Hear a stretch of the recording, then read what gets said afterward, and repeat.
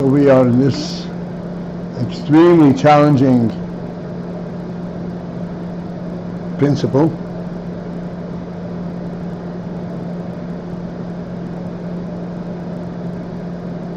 It is challenging to get us to work on trying to understand what is being said. In other words, as I said many times, this which Chassidus presents, when it's, especially when it seems so odd, not suitable, not in conformity with a common view of how the world works, cannot be understood using logic coming from the world. Because actually this is contrary to worldly principles. How then do we understand it? We understand it on the principles of the logic of a Chassidus. By the way, this is a universal rule. That if you want to study mathematics, you have to adapt to the principles of math and the discipline of math. Everybody knows that. Here it is much more significant, and the transition is much bigger. On the other hand, it also brings about a much richer perspective.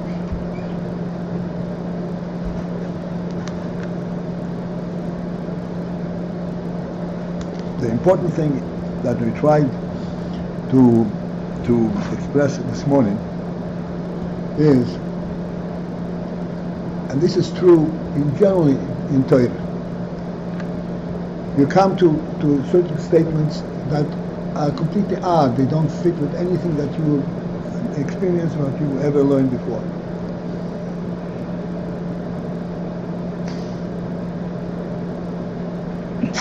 Pardon me. And you immediately kind of turned off. This is just not real. This is just not real.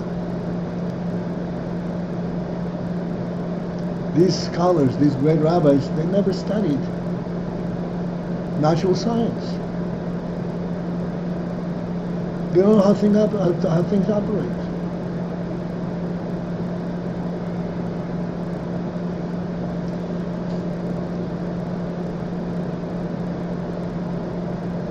This is a horrendous insult and underestimate of the Torah teachers.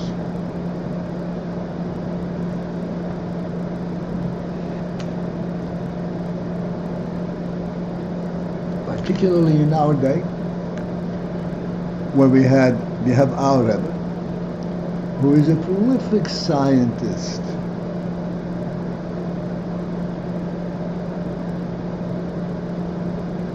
And yet he says exactly the same words.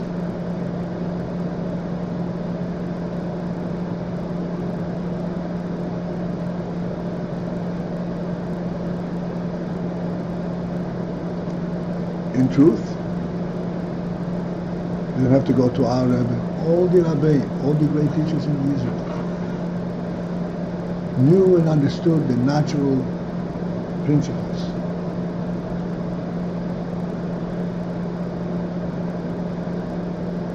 But they taught the Torah principle, the Torah perspective. Because the natural principles are short of the truth.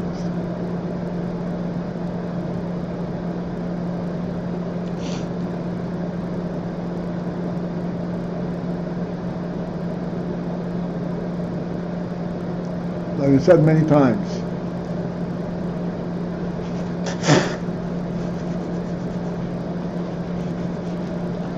give a child a super phone, he will try to taste it. If you can't taste, so what is it? You guys don't know anything about real Gashmis. It has no taste. You can't even bite into it.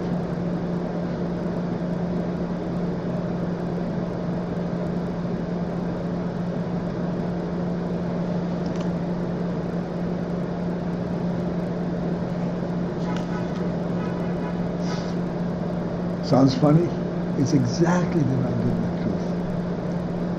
It's exactly the truth.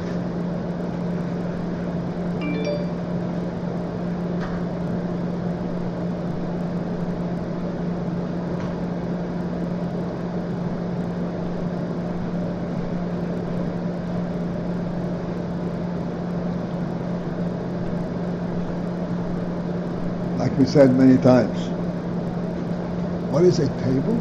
A board and 4 legs. But then when you think into it, you need to understand that no one will build a board and 4 legs. Build a table.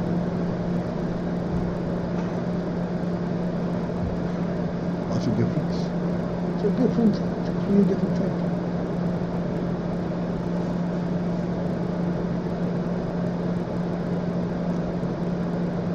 The spirit that brought about the building of a table is a completely different thing than the skill of putting together 4 legs on the board.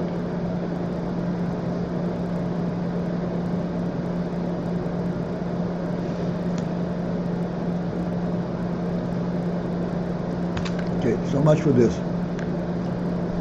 The point of this is, as I mentioned the last few days, we have a difficulty in understanding something. The approach is, I have a difficulty understanding, but the Rebbe is saying these words. I have to find in my mind a place for these words, not trying to make sense, but just a place. What is he saying? And then delve into it. What does it mean? It's nichlal, the koichos are nichlal and so forth.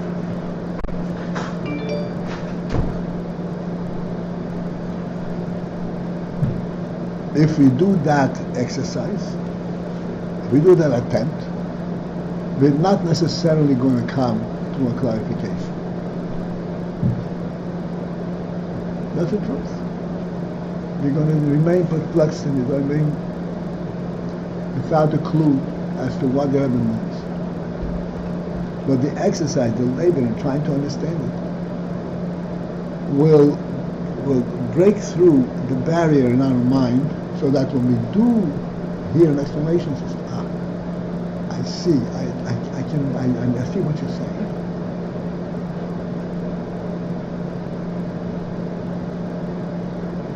Because I tried to understand it, and I saw that in my normal way of thinking, it doesn't fit.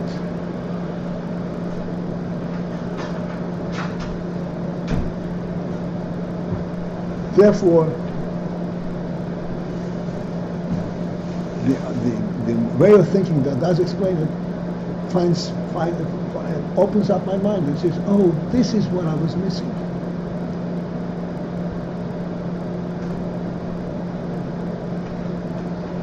Now let's go to this. Let's read the words inside that we are struggling with.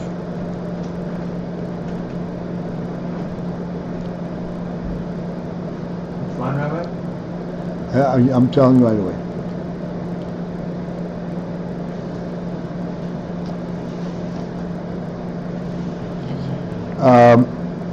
It's approximately 10 lines from the top of Mem Hey. The line begins with the word heder hamtiyah shalem.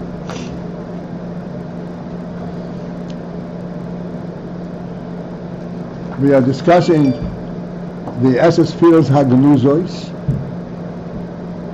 the concealed and the treasured Esses Fields. Gnuzis means they are treasures in the Ayin Seif. And why are they treasured? Why are they concealed in the Ayin Seif? Because they belong in the Ayin Seif. It's a natural and a pshitistic type of relationship between the Oyer and Soiv and these other spheres. But we were constantly struggling with the word pshitus. This morning we explained a little bit more than even pshitus. This is why the SS spheres are gnuzos in the Oyer and Soiv.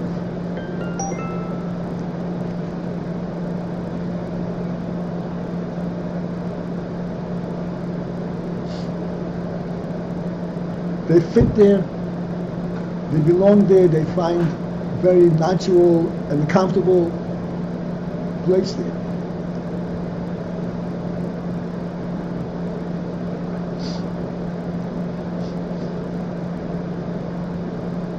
Then we say, how can anything be in Oyer Ein Sof? Ein Sof. So we say, yes, the SS spheres, Hagnuzis, the way they continue in Ein Sof, are not Bibchinas Mitzius. Do not have a tangible presence.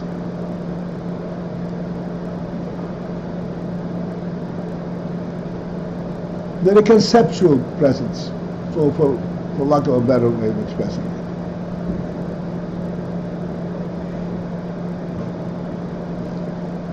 Conceptual presence does not mean a projected or an imagined presence.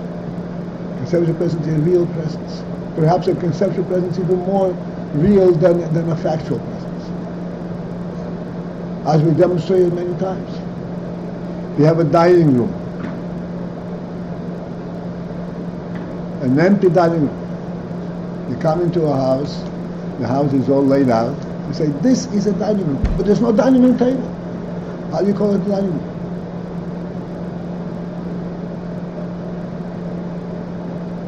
The answer is, it's a dining room where eventually will come a table to prove it, or to use it as a table.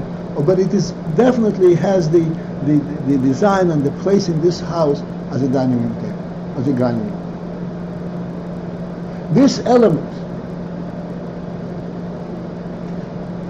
this conceptual element of dining room, a conceptual table in this dining room, is even more real than the factual table.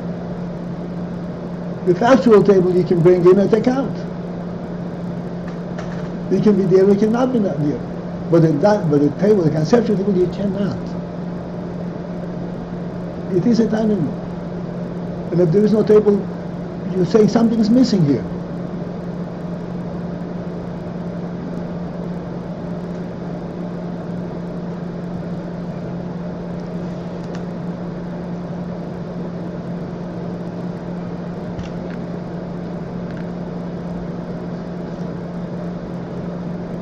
So this is Carlos, the Rebbe says, is not Bibchinas Mitzius.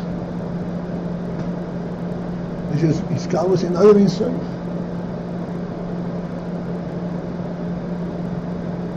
And yet it's a Hiskalus on a much truer level. On a level that you cannot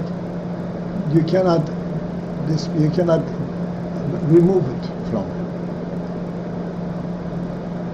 What is the mashal for that?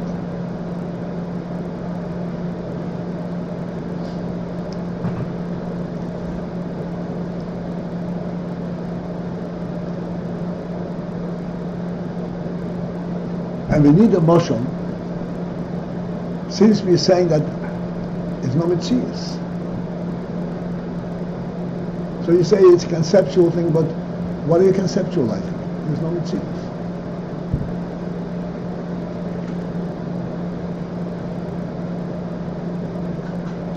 So the motion for this, the Rebbe says, something that is within our experience, and yet it's emotional for this non-presence presence.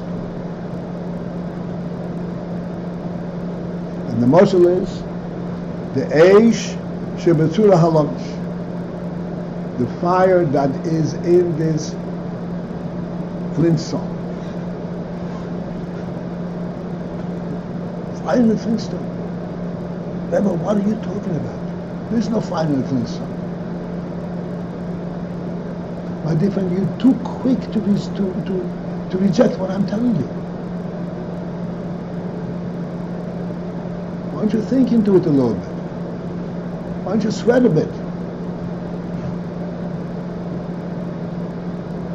I'm your teacher. Try to understand what I'm telling you. You only listen to that which you already know, that which fits into your little brain.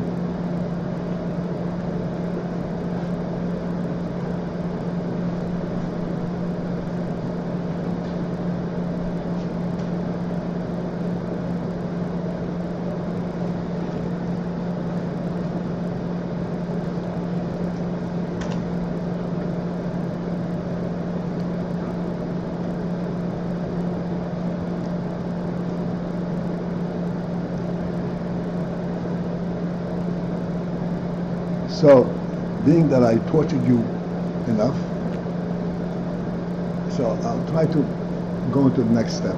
But really, I urge you to try to understand it with your own seichel. If not this time, the next time.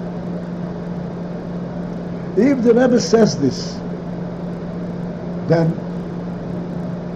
there is a means to relate to it. Unless I'm a total dummy, idiot. But I claim to be a wise person. I want to be a wise person. Therefore, I'm going to make every attempt to incorporate these words in my mind, in my saying, and see where that leads me, so to speak. What can it possibly mean? What can the Rebbe possibly mean when he says that there is fire in the Yesh HaChalosh?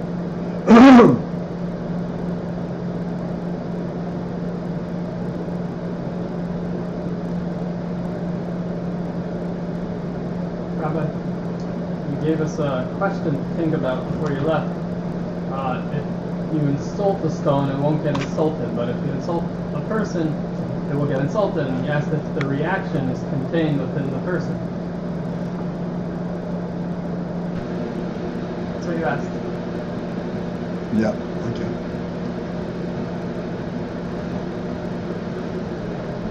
All right, so did you think about it? At least a little bit. And what did you come up with? It's not a simple thing to think about. Thank you. But in its complexity, what did you come up with? Anything? I'm scared to say. All right. No. This was given to you a week ago. So, Yeah. the truth is that it's a very apropos exercise in this context.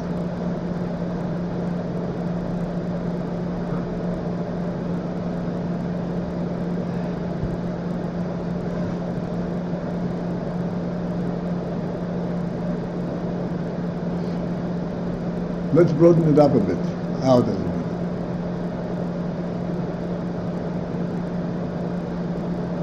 If you whisper in somebody's ear, you know you're an idiot.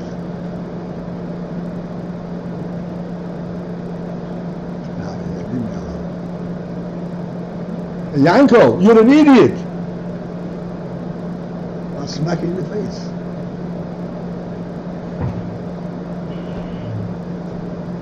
What's the difference?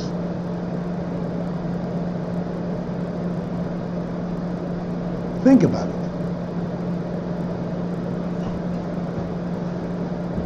What is the difference?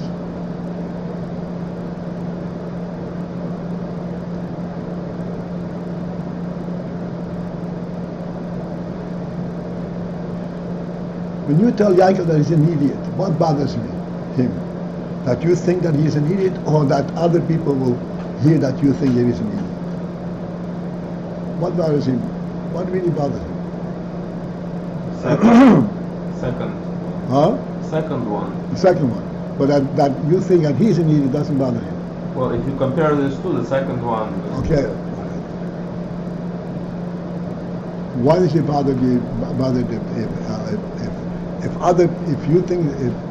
other people will think that you're not, that you think that I'm an idiot, because you can't tell other people what I am. You tell them that what you think about me. So why does it bother him so much?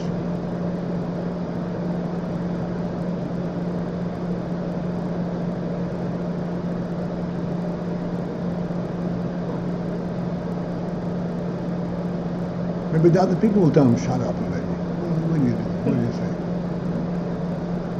You're saying what other people will? Will tell this accuser or this insulted, shut up. Why is it bothering him so much?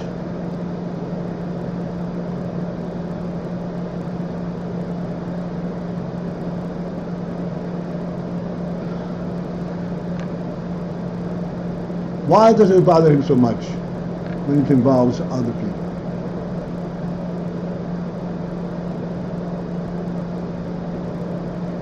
As a matter of fact, when a person accuses himself of being an idiot, you realize, I'm such an idiot. Doesn't get insulted. Feels bad. It doesn't hurt him like if somebody else tells him you're an idiot. That's really hurt.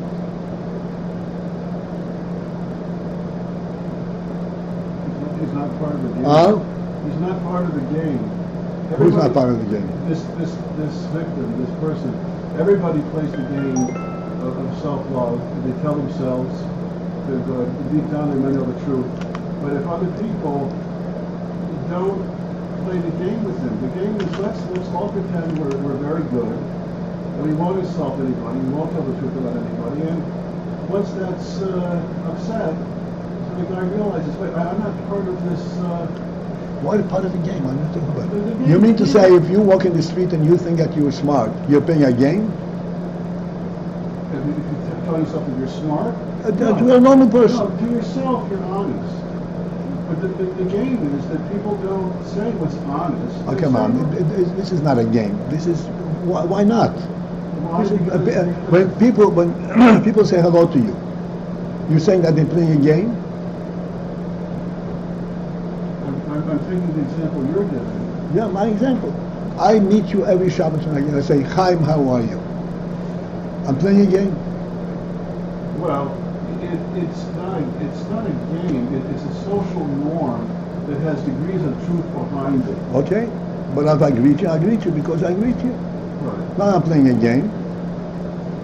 Is it threatening your place in the world?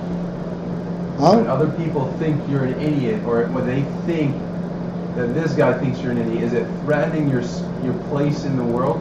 Close. But threatening the role that Hashem gave you. Oh, now we're beginning to talk reality. That's what I meant. Your place in the world, but Now but we're Hashem beginning gave to. you. Okay. Now we're beginning to touch on reality, on human reality. You held that in? No, Rabbi told me 3 months ago that relating to people means you know what they think. I can think what you think, and also I'm one of you. All right. We have to elaborate on this. Yeah.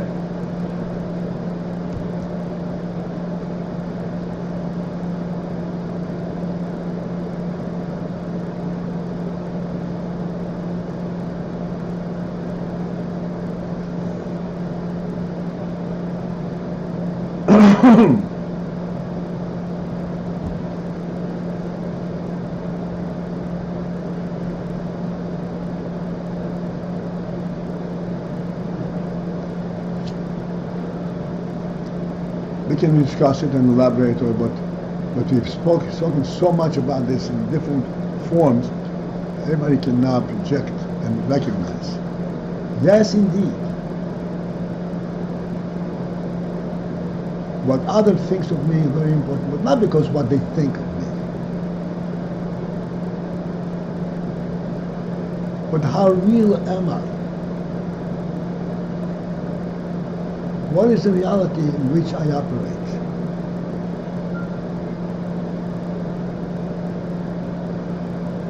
I've been said many times again, I'm not going to repeat everything. God put me in this world.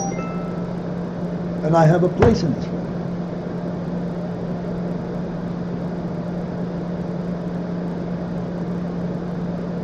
What's my place in the world?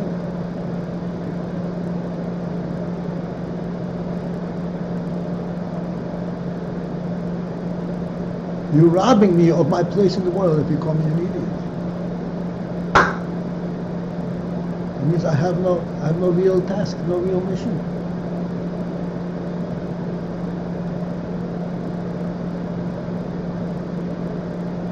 It's not what you think of me.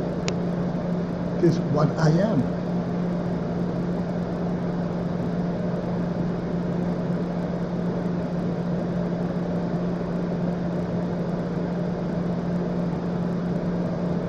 I'm alluding to things that we have mentioned over the years many, many times.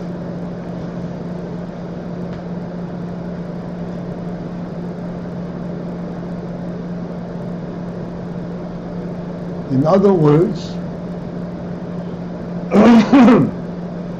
what an entity in the world, what a person is, for example, is not exclusively not identified and defined by what is contained within his body.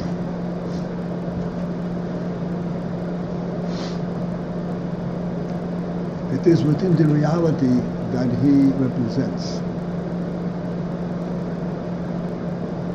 The reason that is so is because that reality, this is the place that the Rebbe gave him.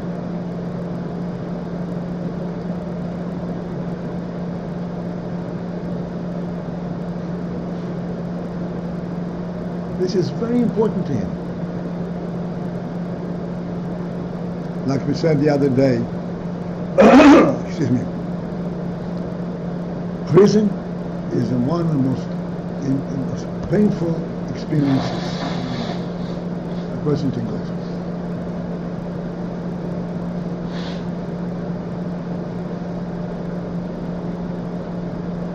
Because the reality of the person, as we said, is that he, pardon me, something got stuck. I hope he doesn't bother to. The reality of the person is not what he is, or what kind of apples he eats. What is his place in the world?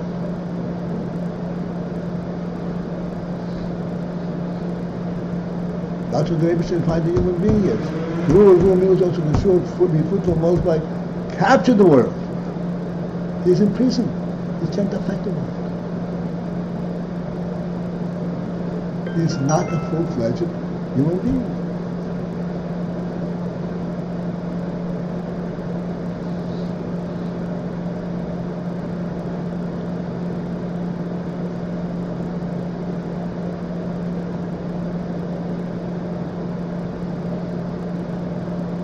So now we're coming to realize a completely different perspective. What is the reality of something, anything?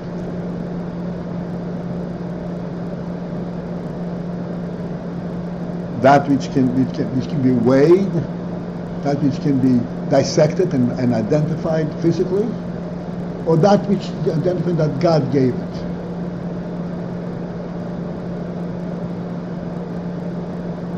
Hello?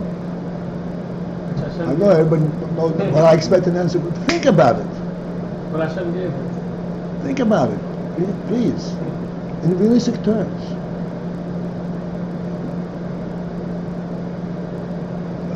This Indian that the flintstone gives off a fire, a spark, when you hit it. Is this not the physical part of the flintstone, or is this a godly input, definition of the flintstone?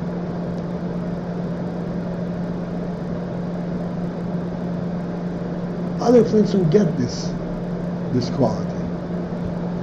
It evolved from a monkey and became a flintstone. That's a boy. Evolved from a pet rock.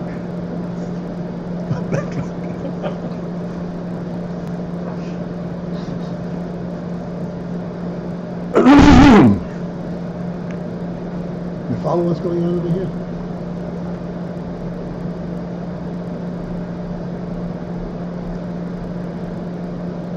You're creating a flintstone.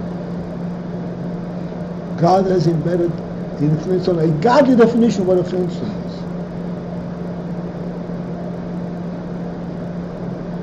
And part of that definition is that a flintstone gives off a spark if you hit it. That's incorporated in the definition of the flintstone.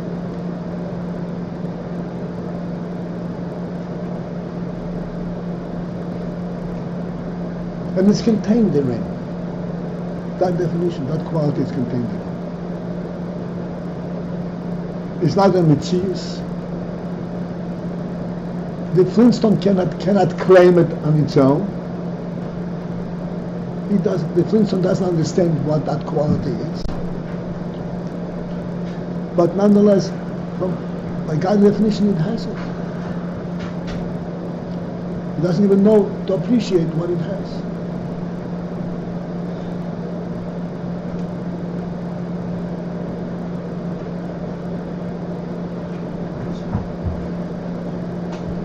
One more will make a minute, okay?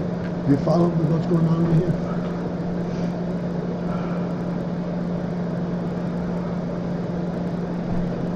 Sure?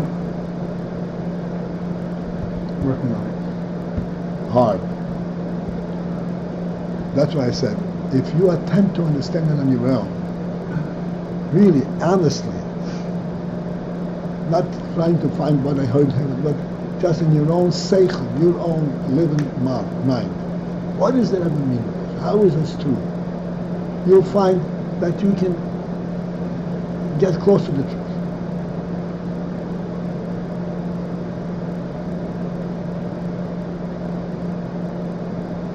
And then when it's explained, wow, this is really real. I can really relate to it.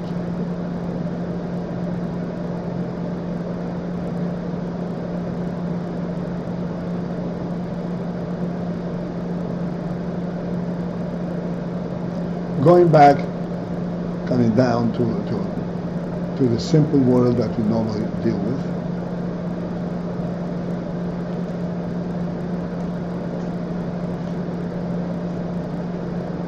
What is a dining room with a table and with chairs?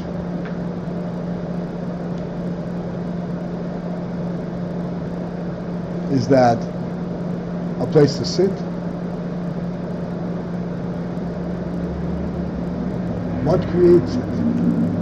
What is it some kind of a human spirit?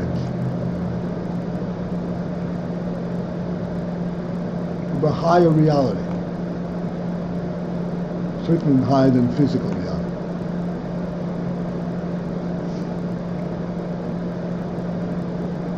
A seichel reality.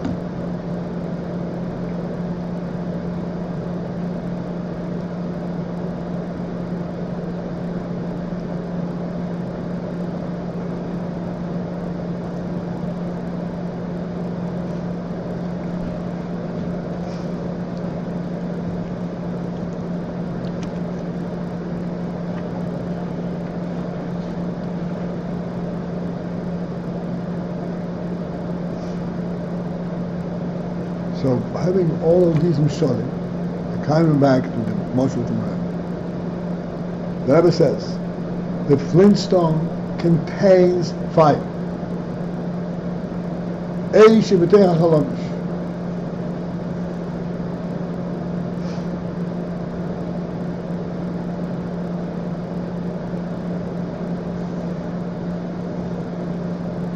What kind of fire is it? In what way is it contained within?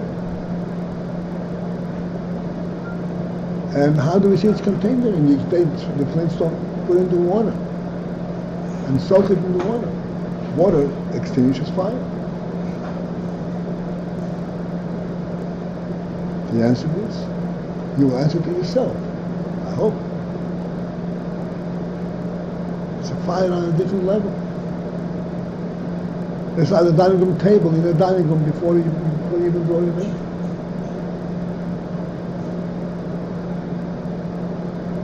The flintstone has been so conceptualized, so designed, so identified by the creator of the world, that the flintstone will give fire off if you hit it.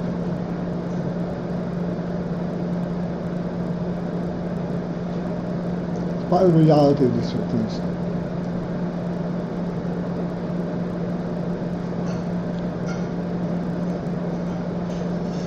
That fire in the Flintstone is part of the reality of the Flintstone, not the reality of the fire. This is why you can soak it, you can extinguish the fire, and nothing, and the Flintstone remain the Flintstone.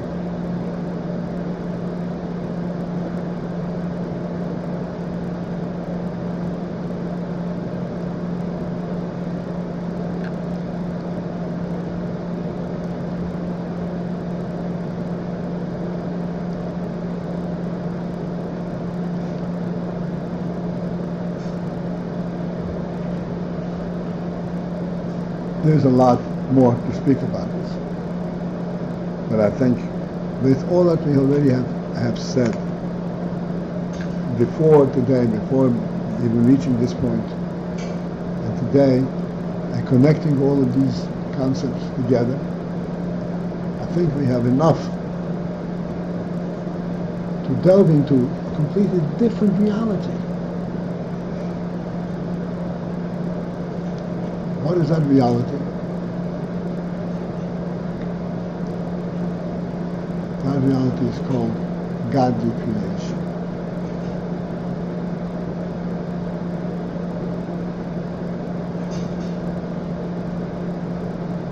This last thing you said, that reality is? Godly creation.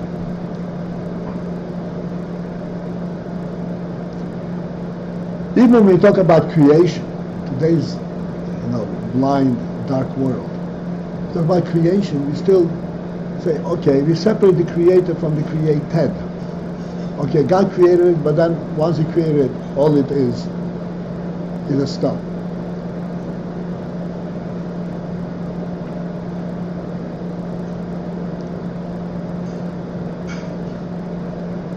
Or a human being, just all it is flesh and blood and whatever else.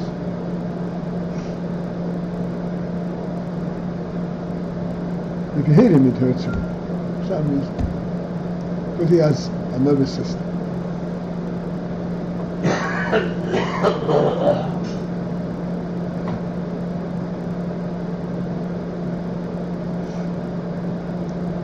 The reality is that everything we can look at, everything, from the highest to the simplest and the lowest,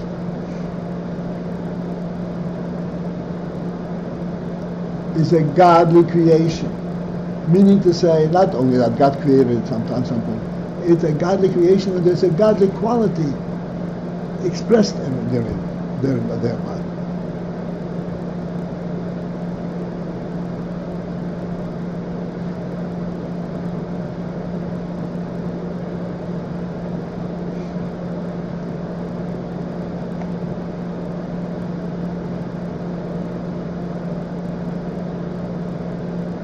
With all the science and all the studies and all the and the concerted and the focused studies, we have not yet identified what really is like. How would a cockroach live?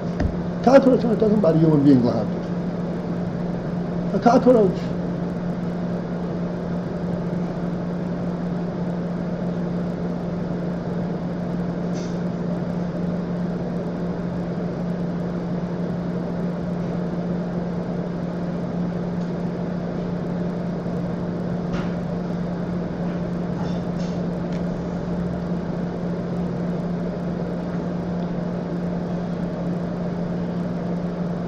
Same years, and you may come back.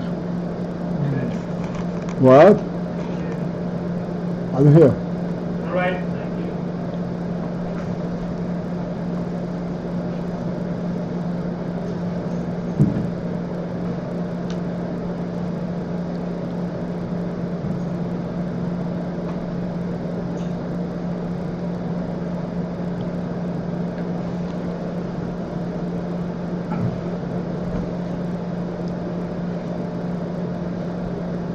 All right, I'm just going to go back.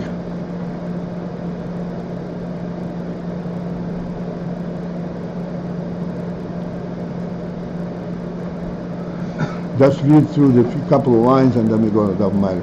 I need one more person for minor. Ram said that when class is finished, I should text Now him. what? Ram Yeah. said that when Shir is finished, should text him and he So why will... don't you take? It's the- Yeah, sure. Paltiel? It'll take time for him to get here. Yeah. If I haven't answered the question, I'm not sure if this is the answer. If Hashem is giving us our place in the world, why does it matter?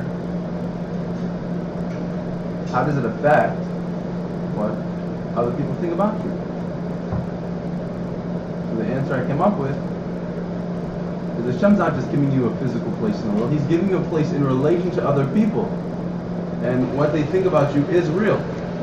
It's part of your place. Well, that is part of a partial answer. There's, it's not, it doesn't capture the whole thing, but yes, in line. Definitely in line. The reason is that in order to fulfill your mission to occupy your place, you have to deal with other people. Right. Otherwise, you can't accomplish your mission.